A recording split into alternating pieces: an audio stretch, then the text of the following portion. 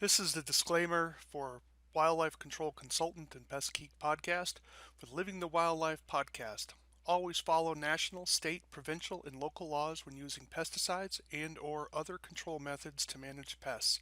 Wildlife Control Consultant, LLC, Pest Geek Podcast, Living the Wildlife Podcast, Stephen M. Vantassel, or their or his affiliates are not responsible for followers' use of the information provided here. Hi everyone, Stephen Vantassel here, Wildlife Control Consultant, bringing you another episode of Living the Wildlife as part of the Pest Geek Podcast family. Hey, glad to have you on board here. Really glad you're joining us. Do take a few moments if you can, subscribe to our channel.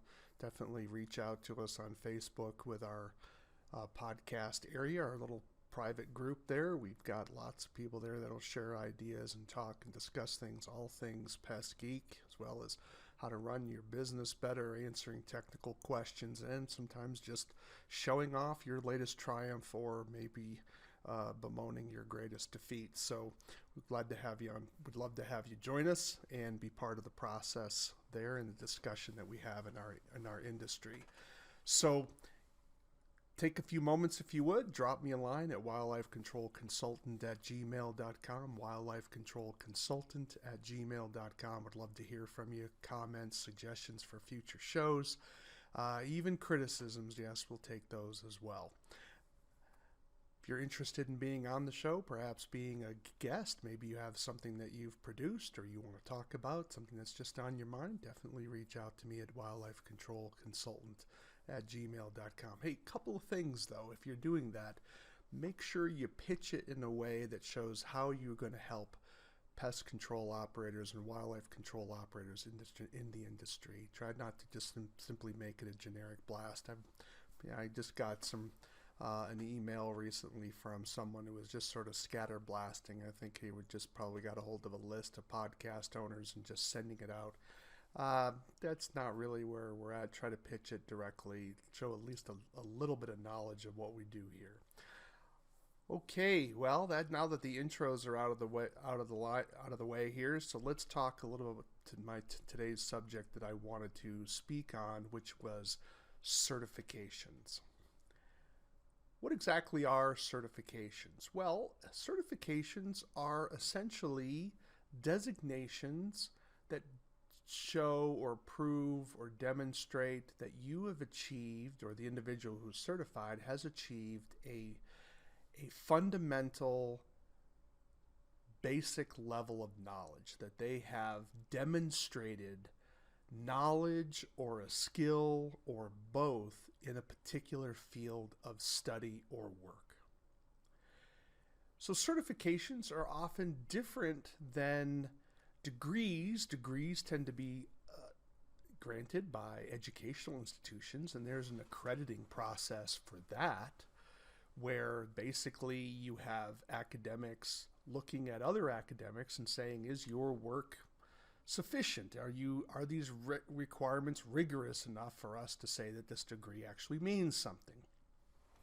Well, the same way with certifications. Certifications tend to be industry-based. That is where you have industry personnel, whether you are a teacher or a nurse, or in our case, a pest control operator or a wildlife control operator, that there are industry-based certifications where it says if you pass the requirements for our certification, you have achieved a certain level of expertise that can be used as a way of differentiating yourself from those who do not have it. So typically when I talk to people sort of in my day job, and we explain to them sometimes certifications, is that it helps differentiate from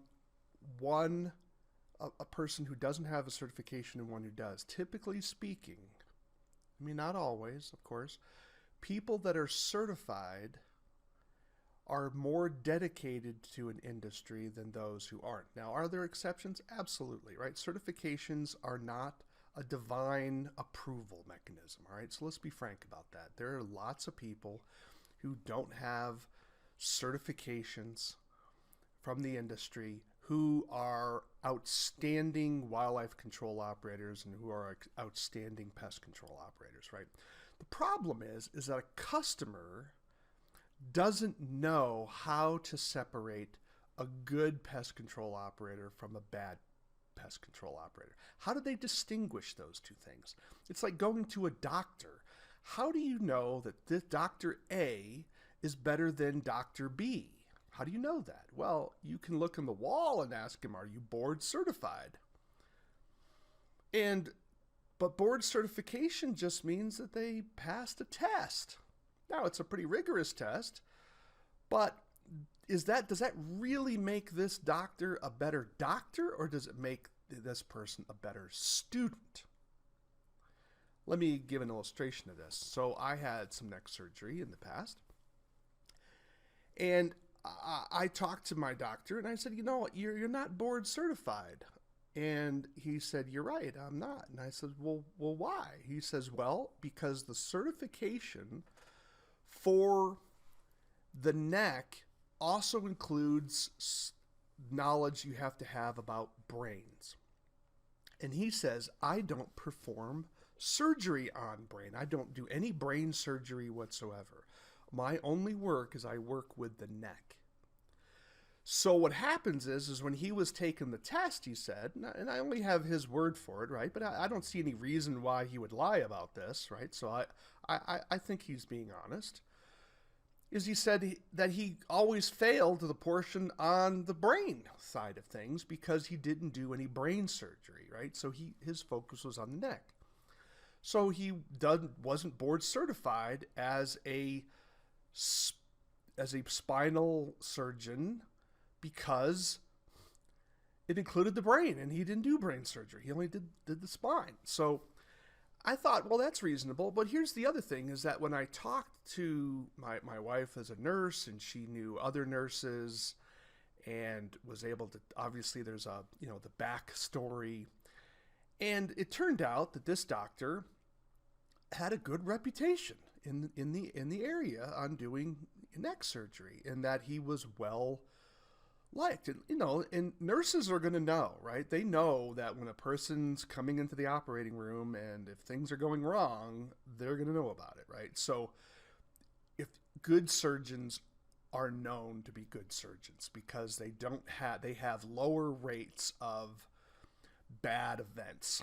Now, no surgeon's perfect, all right? But the good surgeons, those bad events are smaller than those that aren't as good, because no surgeon can be perfect because every body is different. Sometimes the surgeon didn't do anything wrong. It's just that person, we're all individuals, right? So sometimes that person just doesn't, something happened, right? And so we have to distinguish between malpractice and maloccurrence. They're not identical.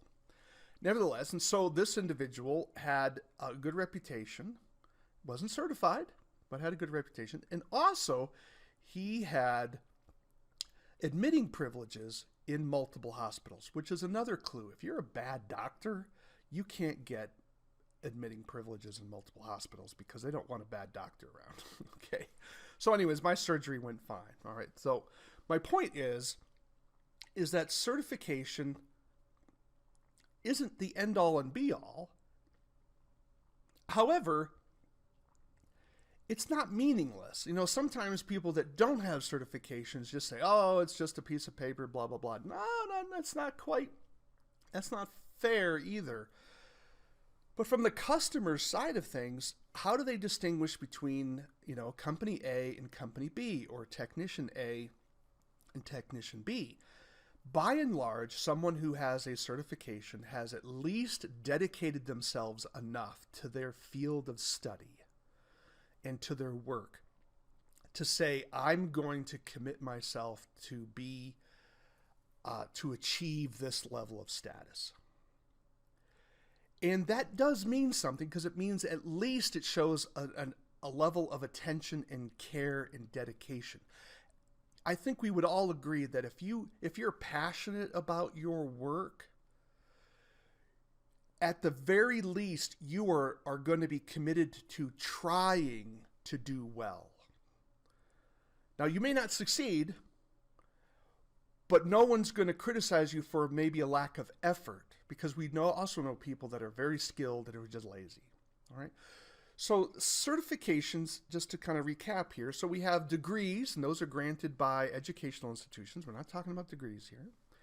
But then certifications are granted by industries to sort of help people distinguish between the professional and the hobbyist. Maybe the professional, and the hack, or someone who's just playing with it, right?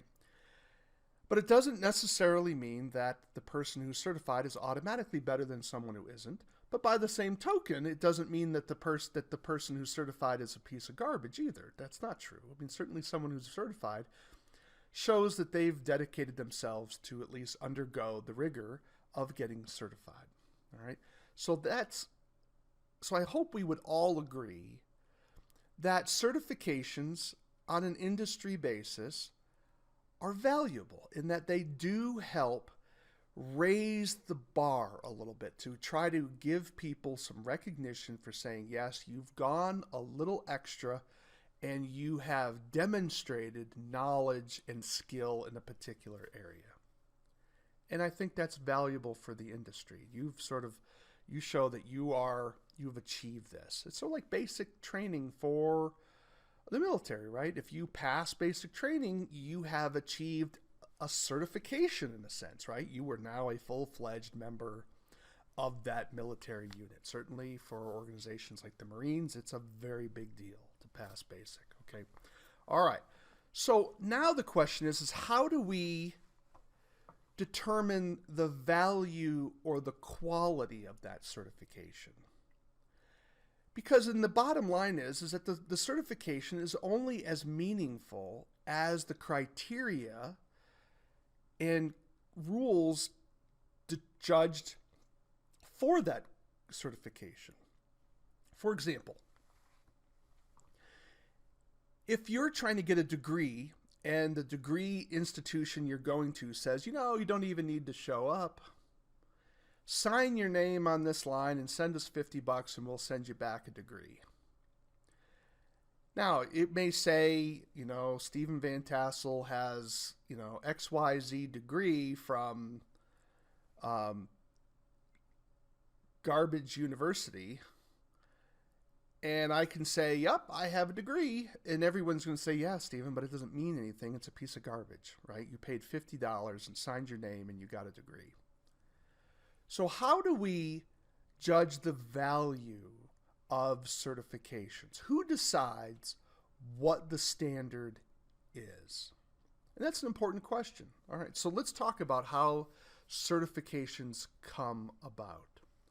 Well, there's a variety of ways. The first way is that you would have what's called an in-house certification. That is, there are some organizations that certify their own people. I knew of a particular business that when they hired people, they had their own training mechanism and they had their own testing mechanism.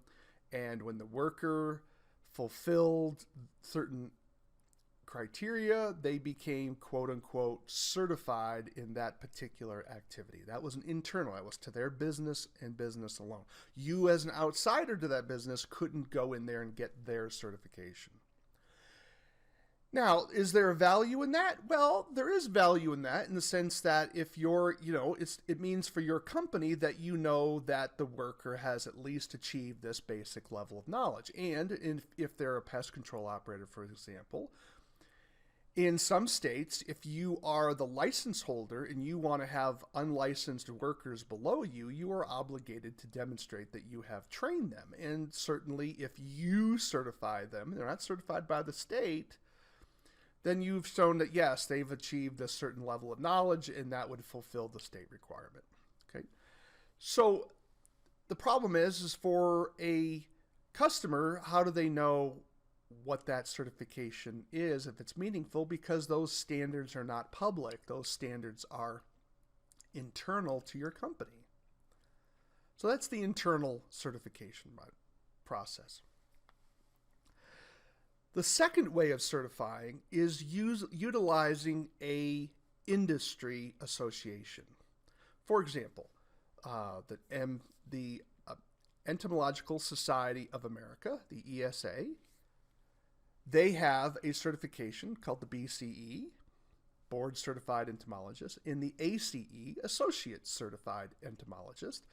That is a industry trade association of entomologists, and you can become certified through them. And of course, people in pest control you'll often see their names. They'll have their name and then BCE, meaning they're a board certified entomologist, or ACE, which is an associate certified entomologist. And the ACEs, associate certified entomologists, are people that tend to be technicians, field workers, the people out in the field getting the job done. BCEs tend to be people who have a degree in entomology, but they're working as the technical advisor for larger corporations, and sometimes they have that technical advisory role, and they still do field work as in. But there is a hierarchy, right? The ACE is here, and the BCE is up here, right? So a BCE is a higher level of certification than someone who has an ACE. Now, the ACE certification is valuable because you had to go through a rather I did a podcast on this earlier. It's a pretty rigorous, I would sometimes say arcane, testing process, right? It was quite stressful for me to go through that. I am not a bug guy. I'm trying to learn bugs, but I wanted to do that because I was hoping it would help me in my career, right? Or lack of it, whatever, but it's another story. And so it was a remarkable achievement, but I worked my butt off for it. Those of you that are working with the insect world and pesticides on a more regular basis, I would suspect would have an easier or greater familiarity with a lot of the things that I had to learn de novo. But that's an industry standard based on a trade association called the Entomological Society of America. The National Wildlife Control Operators Association as well, they have certifications as well. One of them is a certified wildlife control professional. They also certify people as a wildlife control operator training course is one of their certifications. And that is an industry association, and they have a certification. Now, the difference between the ESA and NUCOA is that the ESA doesn't restrict training to be in-house in order to qualify. NUCOA does. For example, if you want to become a certified wildlife control operator in NUCOA, you have to take a NUCOA course. With the ESA, you just have to pass their test. Whatever prep course you take doesn't matter. You can take anyone's prep class. Like I took one prep class, and God bless her, she saved my life. But she was not an official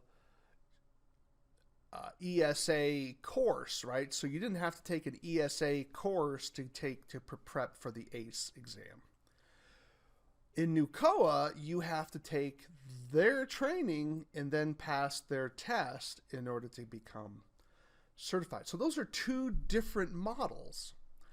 Likewise, with my wife, my wife has to get continuing ed units to maintain her qualifications. However, the association that she's connected with isn't the one creating the content, the training. They just certify the content.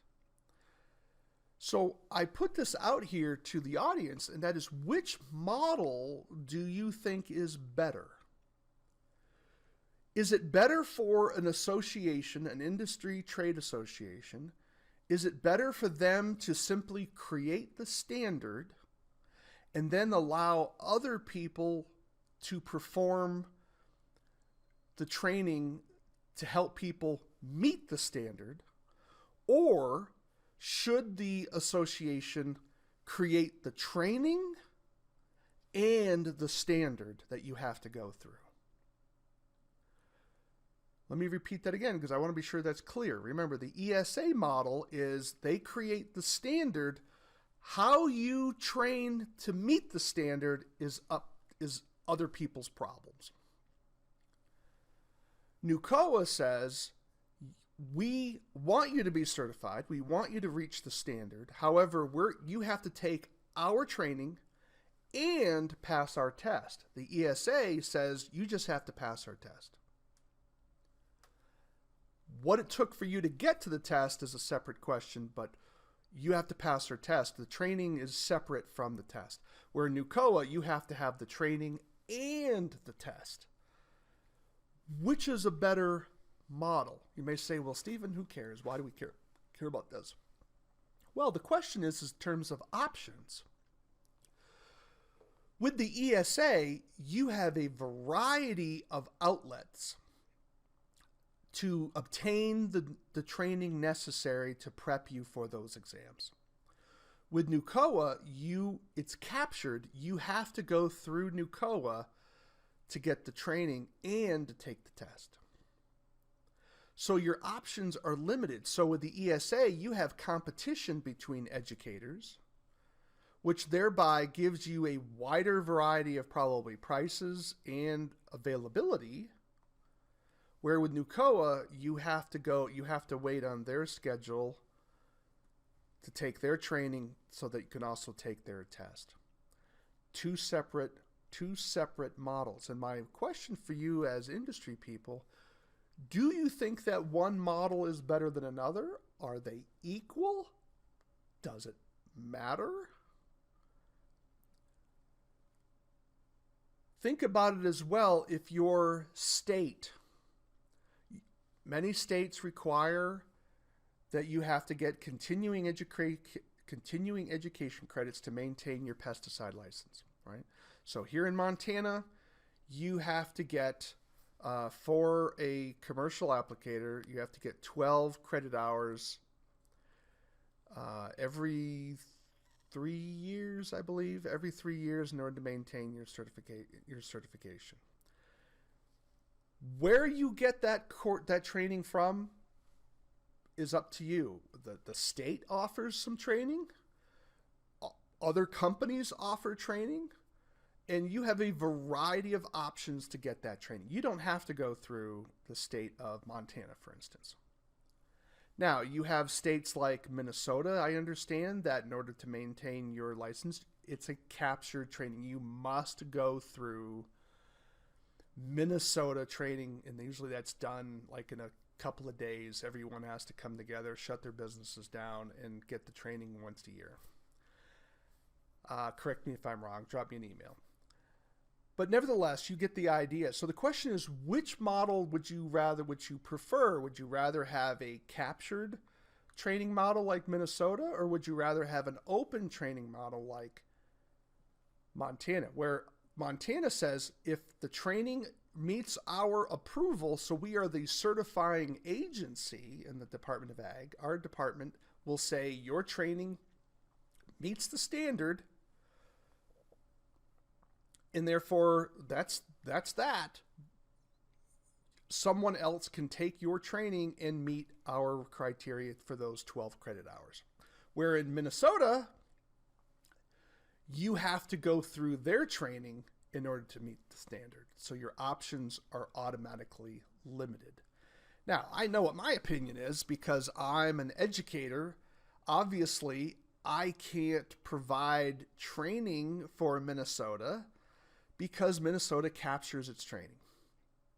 Now, you may say, well, Stephen, I saw a video of you in Minnesota. Yes, that's only because I was contracted by Minnesota to provide a training, and I'm very grateful for that. But I couldn't do that on my own if I wasn't invited to do that, right? But I still had, that's the only way I was able to do that. Where here in Montana, I can create a training and submit it to our department and have it approved if it meets the criteria, and offer that training to the state. There's nothing unusual about it. It's very objective and it's relatively straightforward. Other states, it's not. Which standard do you think is better? Is it better for an association to certify other people's training and therefore have more diversity, more options, maybe even a little competition? Or is it better for an association to simply own or control the training and the certification all at the same time? So I just want to throw that out to you folks. Again, I know what my opinion is. I believe that associations are better for certifying other people's training rather than being the exclusive holders of training. That would be my preference. But again, I'm biased, right? But again, people say, well, you're biased. Yes, other people are biased too, because you would have to ask the question, to what advantage, why is the association feeling a need to control both the training and the testing as well? Where other organizations like my wife's nursing, my wife's associations, they don't have to control the training. They just certify the courses. They don't have to produce the courses. Now, in fairness, the wildlife control industry is quite small. It's growing, of course, but it'd always be a tenth of the size of the pest control industry, so the options are certainly limited. We also lack the government oversight that's characteristic of the pest control industry. So those are fair criticisms, because perhaps, at least in the early years, NUCOA had to create its own training because there really wasn't anything else out there by and large. Not completely, I mean, I'm being a little generic there, but you get the point, right? It's not like there's scores of companies out there creating wildlife control training, right? So in that regard, the NUCOA had to kind of fill that void to try to create something for the industry. And there is an advantage, of course, when you have a national organization. You can get a variety of perspectives. But let me push back on that a little bit. So those are positives. I'm here in Montana. I want to learn more about insects. We have very few trainings here in Montana related to insects. Where if I went to the South, we would have a lot more insect training because insects are all over the place. However, if we had a national association giving the training for insects, it would be dominated by southern insects. How would that help me learning about insects that don't even occur within the state of Montana? So you can see, by having an organization that certifies education in general rather than controlling the education, we have greater options to get some of the training that I would need, because I'd have more training options. So my opinion is, I think it's better for organizations to be certifying agents rather than educational producers. I think if we had education producers out there, and then the association acts as oversight to say, all right, does your education meet our industry standard? If it does, then you get the stamp of approval and people can take that class and it be recognized by the national organization. Maybe that takes too much paperwork. Maybe that's a problem, of course. But it's just simply my opinion. But I want you as a wildlife control operator, you as a pest control professional, to be thinking about that. What does certification mean? And I certainly want to encourage everyone out there that if you're serious about your work in wildlife control or pest control, I'm going to encourage you to get certifications. I think they're valuable, whether they're captured by an association or not, right? So truth in advertising, I'm certified by both the ESA and NUCOA. So I have a foot in both worlds here. And I think those certifications are valuable and they're meaningful. And it kind of saddens me that more, particularly in the wildlife control field, because I'm more familiar with that more wildlife control operators don't take the time to become certified. And I know some that are exceptional people, but they just didn't want to go get certified, and that's kind of sad to me because they certainly should be able to pass it without much trouble. Well, I hope that's something a little for you to think about. We're dealing with the professional side, but I want to encourage you to get your certifications, and I want you to market those certifications because I think they do help customers differentiate between company A and company B, technician A and technician B. And I do think they also help raise the level of professionalism within our industry. And in wildlife control, we definitely need that. We're getting better, without a doubt. And NUCOA certainly has done a lot of work in this regard to help raise industry standards. There's a lot more to go, but they've certainly been a force for good in this particular area. And I want to encourage people to obtain certifications and try to improve our industry across the board in the service that we provide customers. All right, well, it's talked a little about certification today. Want you to think about it, certainly about and how it's structured, because some of you in various states, if you need to develop a state association, you may be thinking about, are there ways to create a state certification over and above what your state requires already, as a way to help people distinguish themselves from other businesses. And that is good for customers, and it's good for businesses as well. And so this is something that is important that we need to think about. National standards are important, but I think we need to also be thinking about state certifications. So I just want to put that out there. I'm Stephen Vantassel. You've been listening to Living the Wildlife podcast as part of the Pest Geek podcast family. Hey, take a few moments, drop me a line at wildlifecontrolconsultant@gmail.com, wildlifecontrolconsultant@gmail.com. Love to hear from you. Comments, criticisms, suggestions for new shows. Do join us again on Facebook with our Pest Geek podcast family in there. It's a closed group. We have hundreds of individuals that are there and sharing ideas and things of that nature, so do join us. And remember, this is Living the Wildlife. Why? Because we want you to live the wildlife, not be the wildlife. Take care, everyone.